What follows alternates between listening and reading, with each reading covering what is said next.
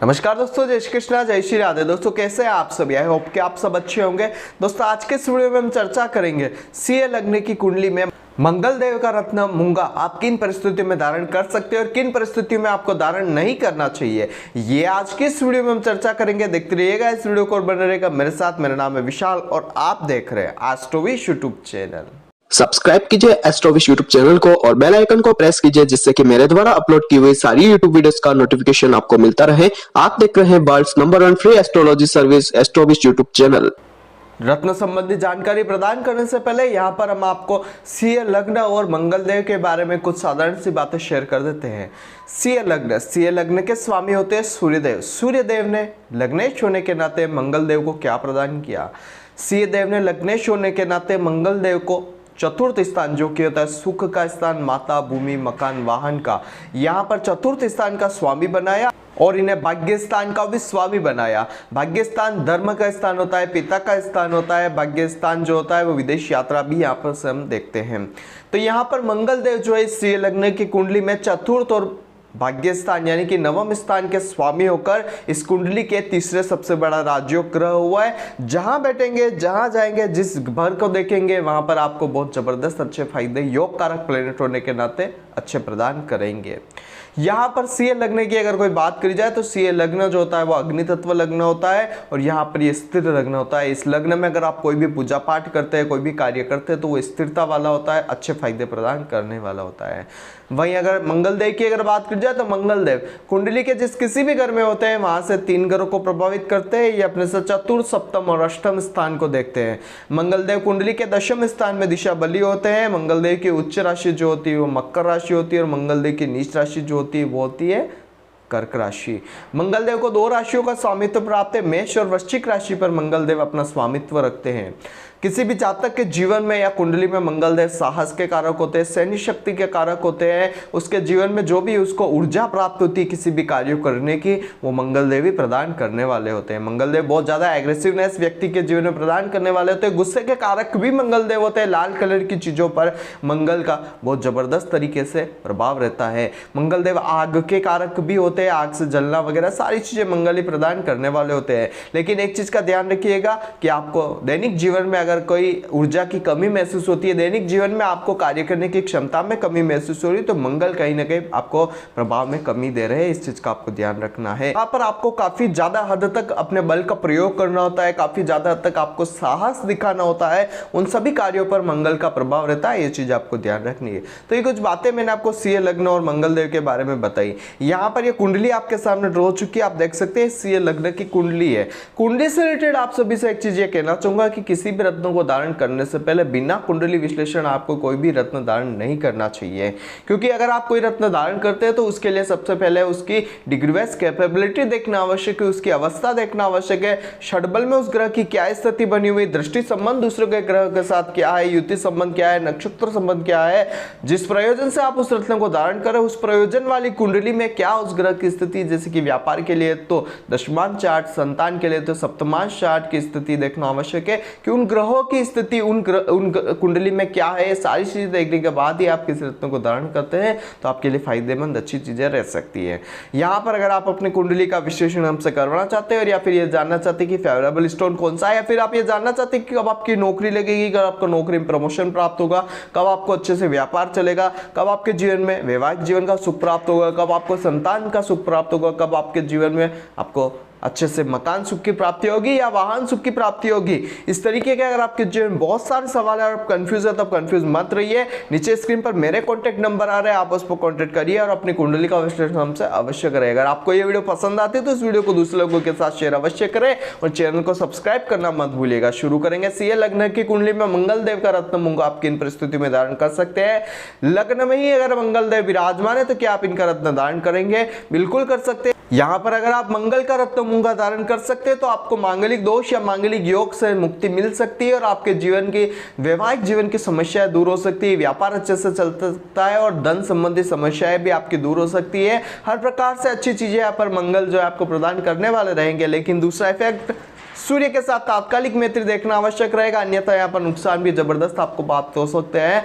Aggressive personality आपकी हो सकती है, जिसकी वजह से रिश्तों में कड़वाहट आ सकती है, रिश्ते आपके खराब हो सकते हैं दूसरे लोगों के साथ, और विशेषकर आपको दाम्पत्य जीवन की समस्या जबरदस्त तरीके से देखने को मिल सकती है। अगर बात की जाए दूसरे घर में क्या मंगल का रत्न धारण किया जा सकता है? हाँ जी, कर सकते हैं। दूसरे घर में भी आप मंगल का रत्न धारण कर सकते हैं, आपको अच्छी चीजें प्राप्त होगी, लेकिन आपके वाणी के कारण आपके वैवाहिक जीवन और आपके पारिवारिक जीवन में जबरदस्त समस्याएं देखने को मिल सकती है। आपके धन की हानि आपको देखने को मिल सकती है, आपके बनते हुए काम आपकी वाणी के कारण बिगड़ सकते हैं, लेकिन उसमें बुध का अगर कोई रोल अच्छे से हो जाता है तो मंगल जो है आपको जबरदस्त फायदे आपको प्राप्त करवाने वाले रहेंगे। मंगल की स्थितियां धनवान बनाने के लिए बहुत जबरदस्त फायदे आपको प्राप्त करवा सकती है, तो यहाँ पर भी रत्न दान किया जा सकता है, लेकिन डिग्री और दूसरे ग्रहों के साथ युति संबंध और बुध के साथ तात्कालिक मैत्री देखना आवश्यक रहेगा। बात करेंगे तृतीय स्थान में क्या रत्न दान किया जा सकता है। तृतीय स्थान में मंगल देव का रत्न दान करना अच्छा ही रहेगा, क्योंकि पराक्रम का स्वामी होता है मंगल, जो है पराक्रम को ही प्रभावित करने वाले होते हैं, पराक्रम के ही यूं समझ लीजिए कि निर्देशित करने वाले होते हैं। तो यहाँ पर आप इनका रत्न जो है वो धारण कर सकते हैं। मंगल का यह रत्न धारण करने से आपके पराक्रम में वृद्धि होगी, भाग्योन्नति होने के योग यहाँ पर बनेंगे। मंगल आपको हर समय अच्छे फायदे ही प्रदान करने वाले रहेंगे।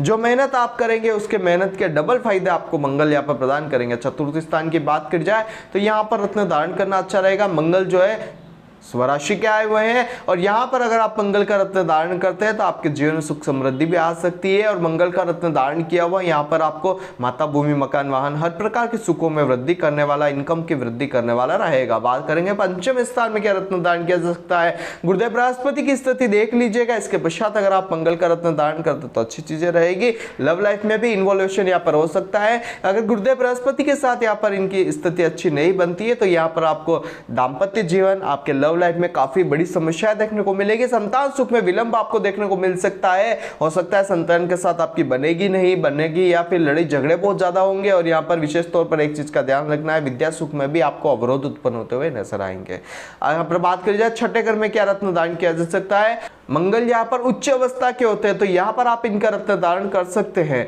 लेकिन दूसरी स्थिति आपको देखनी ही आवश्यक रहेगी कि शनिदेव की स्थिति क्या है। और यहाँ पर अगर आप मंगल का रत्न धारण कर सकते हैं और शनि की स्थिति अच्छी होती है तो आपको यहाँ पर उच्च नौकरी प्राप्त हो सकती है, उच्च पद पर आप कहीं ना कहीं नौकरी प्राप्त कर सकते हैं। और यहाँ पर मंगल की स्थितियां विदेश की यात्रा भी आपको प्रदान कर सकती है, विदेश में अच्छे फायदे आपको दे सकती है, जिसकी वजह से आपका नाम और फेम बहुत जबरदस्त फायदे प्राप्त करवाएगा। वहीं अगर बात करिए शनि के साथ अगर इनकी अच्छी स्थिति नहीं है तो आपको कोर्ट केस, बड़े कोर्ट केस देगा, अचानक से कहीं ना कहीं नुकसान होगा, रोग बढ़ा हुआ लगा रहेगा। पिता के साथ रोगों में कोई ना कोई समस्या हो सकती है, पिता को रोग प्राप्त हो सकता है माता को भी कोई स्थिर रोग प्राप्त हो जाए, जिसकी वजह से आपके पैसा बर्बाद हो सकता है। सारी चीजें पॉसिबिलिटी में आ सकती है, लेकिन दृष्टि और युति संबंध देखना आवश्यक रहेगा। बात करेंगे सप्तम स्थान में, यहाँ पर सप्तम स्थान में मंगल का विराजमान होना यहाँ पर भी मांगलिक दोष आपको पीड़ित नहीं करेगा। यहाँ पर भी आप इनका रत्न धारण कर सकते हैं। शनिदेव के साथ तात्कालिक मैत्री देखकर आप इनका रत्न धारण करें, आपके जीवन की सुख समृद्धि मंगल देव देते रहेंगे।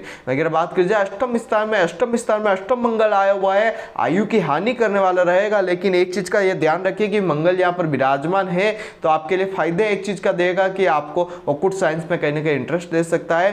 पैसों से रिलेटेड अगर आप कोई चीजें देखना चाहते हैं, धन संबंधी अगर कोई समस्या है तो आपको कहीं ना कहीं अचानक से गुप्त धन की प्राप्तियां हो सकती है, या फिर हो सकता है कि आप जो है शेयर मार्केट वगैरह से पैसा अच्छे से कमा सकते हैं, तेजी मंदी कर आप पैसा अच्छे से कमा सकते हैं, आप ज्योतिष शास्त्र, हस्तरेखा वगैरह से पैसा आप कमा सकते हैं। इन चीजों से आपको इनकम कहीं ना कहीं छोटी मोटी होती दिखेगी।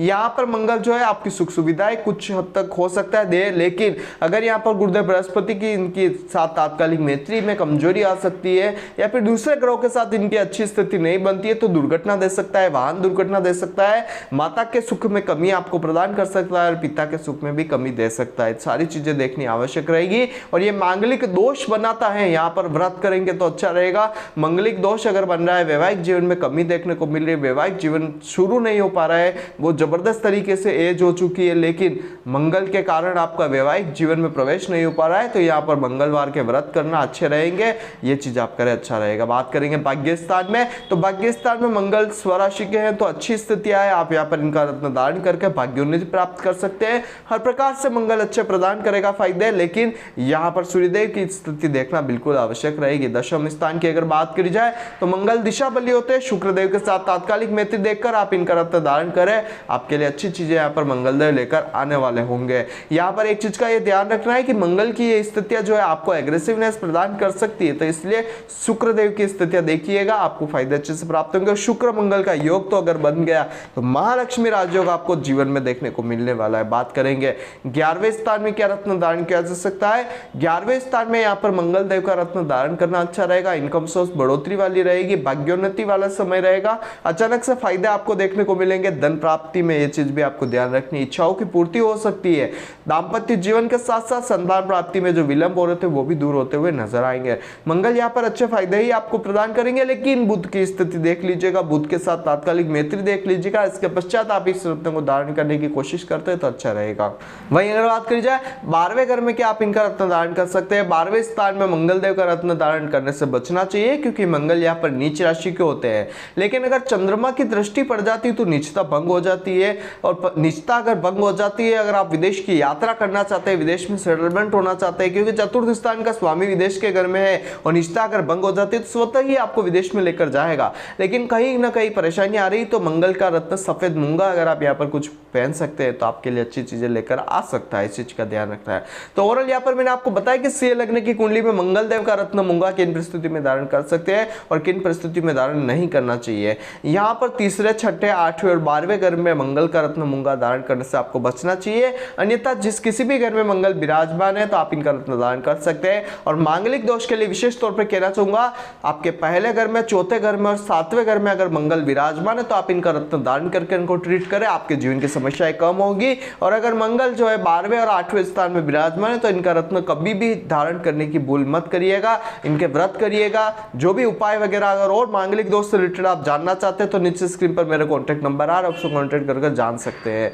तो ओवरऑल यहाँ पर मैंने आपको बताया कि सिंह लग्न की कुंडली में मंगल देव का रत्न मूंगा कब और किन परिस्थिति में धारण कर सकते हैं। अगर आप अपनी कुंडली का विश्लेषण हमसे करवाना चाहते हो और ये जानना चाहते हैं कि आपके लिए फेवरेबल स्टोन कौन सा है, या फिर आप ये जानना चाहते हैं कि आपके जीवन में कब आपको व्यापार अच्छे से चलेगा, कब आपको नौकरी अच्छे से मिलेगी, या फिर नौकरी में तरक्की कब होगी, या फिर आप ये जानना चाहते हैं कि वैवाहिक जीवन का सुख आपको कब मिलेगा, कब आपके जीवन में संतान सुख की प्राप्ति होने वाली, कब आपको वाहन सुख की प्राप्ति होगी, कब आपको आपके जीवन में मकान सुख की प्राप्ति होगी, इस तरीके के अगर आपके जीवन में बहुत सारे सवाल है और आप कंफ्यूज है तब कंफ्यूज मत होइए। नीचे स्क्रीन पर मेरे कॉन्टैक्ट नंबर आ रहा है, आप उस पर कॉन्टैक्ट करिए और अपनी कुंडली का विश्लेषण हमसे अवश्य करवाइए। यहाँ पर अगर आपको ये वीडियो पसंद आती है तो इस वीडियो को दूसरे लोगों के साथ शेयर अवश्य करें और चैनल को सब्सक्राइब करना मत भूलिएगा। आज की वीडियो में इतना ही, कल फिर मिलेंगे एक नए वीडियो के साथ, एक नए टॉपिक के साथ। तब तक के लिए जय श्री कृष्णा, जय श्रीनाथ, जय पावर की। आई होप कि मेरे द्वारा बताई गई जानकारी आपके लिए हेल्पफुल और महत्वपूर्ण रही होगी। अगर आपको ये वीडियो पसंद आती है तो इसे दूसरों के साथ भी शेयर कीजिए, जिससे कि दूसरे लोग भी इस चीज का फायदा उठा सके। दोस्तों बने रहिए इस चैनल के साथ। मेरा नाम है विशाल और आप देख रहे हैं एस्ट्रोविश यूट्यूब चैनल। जय श्री कृष्ण।